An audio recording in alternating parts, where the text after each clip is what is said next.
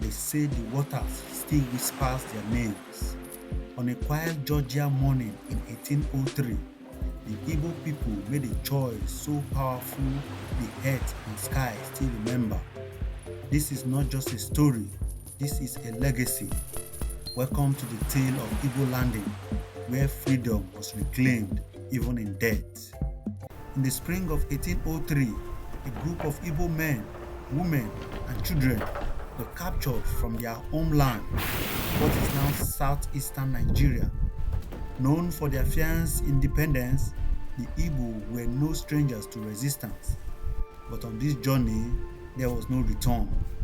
They were chained, forced onto a slave ship, and sent across the vast Atlantic to a new world of pain. The ship docked near St. Simon's Island, Georgia. There, the enslaved Igbo people were purchased by slave traders intending to distribute them across plantations. But the spirit of freedom burned bright. Even in foreign lands, their souls had not been broken. Led by an unnamed high chief among them, the Igbo captive overpowered their handlers. They marched towards Durban Creek, still bound by chains, but with voices chanting in Igbo, "The water will carry us home." They had tasted the air of America and rejected it. In a final act of resistance, the group walked into the waters of Durban Creek, singing their prayers, invoking their ancestors. One by one, they disappeared beneath the waves. Refusing bondage, they chose the spirit world. In that moment, they reclaimed their freedom on their own terms.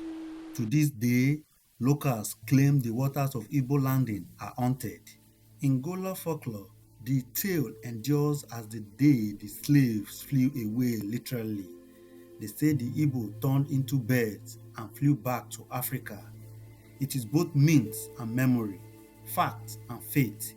Even academic scholars confirm the event, historically known as the 1803 mass suicide at Igbo Landing.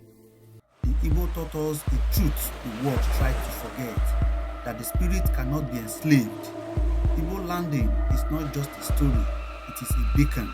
A remember that freedom begins in the soul, and no chain, no ocean, no empire can drown it. Subscribe now to uncover more hidden truths of African history. Share their names, keep their legacy alive.